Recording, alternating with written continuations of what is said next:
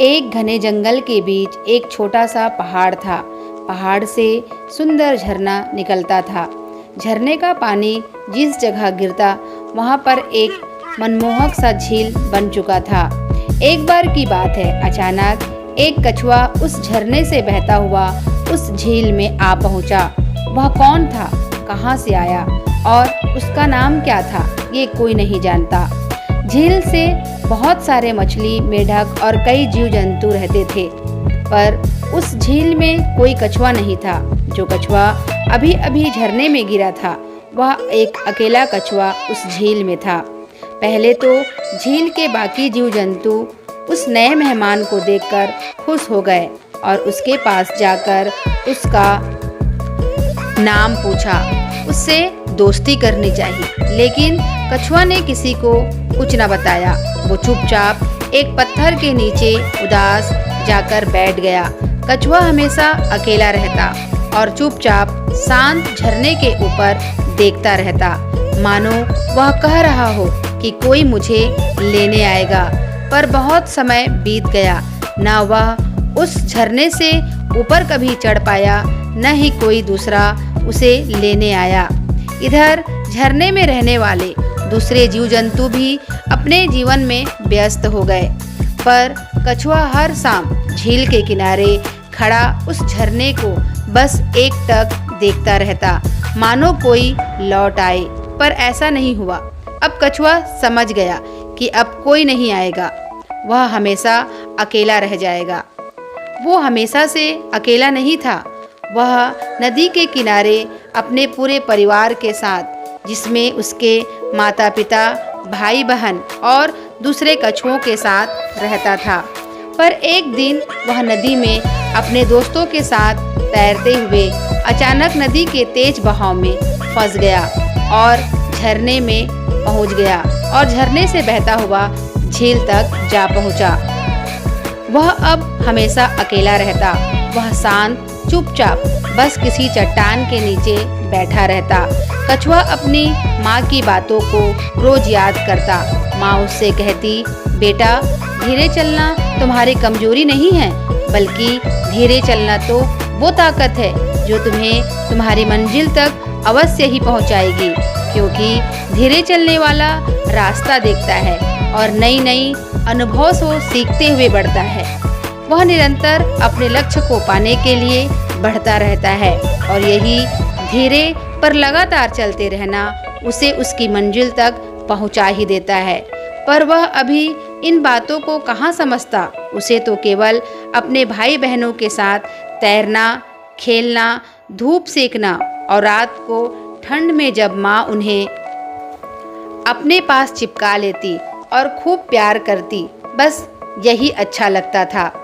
अब कछुआ दिन रात अपने परिवार को याद करता और उसके अंदर एक अजीब सी चुप्पी छा गई। वह हर समय अपने आप को कवच के अंदर छिपा कर रखता।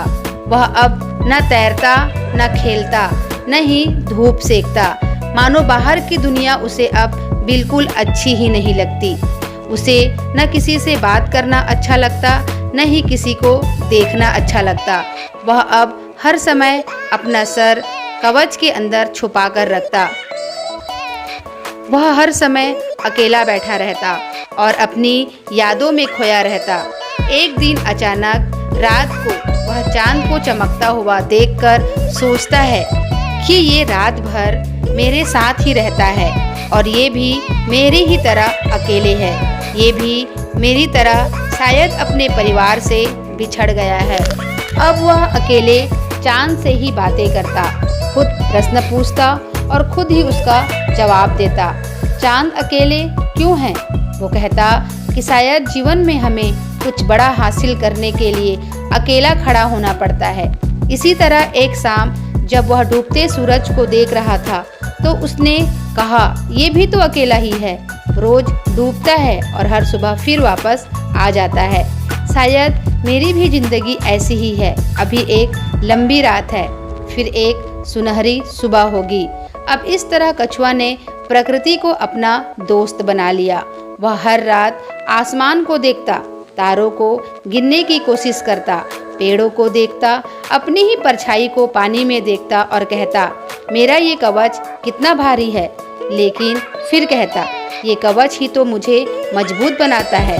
वह पहाड़ों को देखता और कहता, चांद, सूरज, पहाड़ ये सब भी तो अकेले हैं, लेकिन फिर भी ये कितने खुश हैं। वे रोज अपना सारा काम करते हैं, रोज रोशनी फैलाते हैं, अपने अकेलेपन को अपनी कमजोरी नहीं मानते। अब वो कहता कि शायद अकेला होना कमजोरी नहीं है। अब वह खुद को कहता कि मैं भी अकेला नहीं हूँ, मेरे साथ भी चांद, सूरज, पहाड़, झील, पेड़ सब हैं। कछुआ ये कहकर मुस्कुराने लगा। वह बहुत दिनों बाद मुस्कुराया था। उसे अच्छा लगा। उसे उसकी माँ की बात फिर याद आई कि हमें कभी रुकना नहीं चाहिए, धीरे ही सही पर निरंतर चलते रहना, यही हमें अपनी मंजिल तक पहुंचाती है। वो आज खुद से वादा करता है कि अब वह भी कभी खुद को अकेला नहीं समझेगा, क्योंकि अकेला रहकर ही हम खुद को जान पाते हैं, अपनी खूबियों को जान पाते हैं। और आज वह खुद से कहता है कि धीरे ही सही पर निरंतर चलता रहेगा, रुकेगा नहीं। अब खुद को पानी में देखकर मुस्कुराया।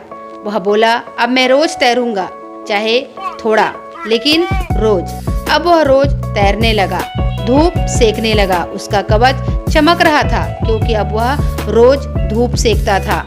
एक दिन वह झील के किनारे बैठकर सोच रहा था कि क्यों ना पहाड़ी पर चढ़ा जाए, पर वह डर गया। ऐसा करने से उसे चोट भी लग सकती थी। पर उसने अपनी माँ की बात को फिर याद किया। अपने डर से हार कर कभी रुकना नहीं चाहिए। ये रोज निरंतर अपना कार्य करते रहना चाहिए, थोड़ा ही सही, पर जब हम निरंतर कार्य करते हैं तो हम अवश्य ही मंजिल को पा लेते हैं। कछुआ ने चलना शुरू किया। वह पहले थोड़े दूर तक चला, पर रुका नहीं। वह धीरे धीरे चलता रहा। पानी के गहराइयों में उसने चमकते पत्थर, तैरती मछलियों को देखा और मुस्कुराते हुए आगे बढ़ा। और धीरे धीरे चलते हुए आखिर उसने झील पार कर ही लिया। वह बहुत खुश हुआ। भले ही वह अभी सिर्फ झील पार कर पाया था, लेकिन वह उसके आत्मविश्वास को और बढ़ा दिया। उसने खुद से कहा वह अब रुकेगा नहीं। उसने पहाड़ी पर चढ़ना शुरू किया, पर पहाड़ी पर चढ़ना आसान नहीं था। वह कई दिनों तक बिना रुके धीरे धीरे चलता रहा। वह कई बार गिरा, पर उसके उसी कवच जिसे वह कभी बोझ समझता था उसे बचा लिया। आखिर कई दिनों तक गिरते, संभलते, चढ़ते वह पहाड़ी पर चढ़ ही गया। ऊपर चढ़ते ही उसकी खुशी का ठिकाना न रहा, क्योंकि अब उसके आंखों के सामने एक बहती हुई नदी थी। उसने नदी में छलांग लगा दी और कुछ समय तैरने के बाद वह उस स्थान पहुंच गया जहां उसका पूरा परिवार रहता था।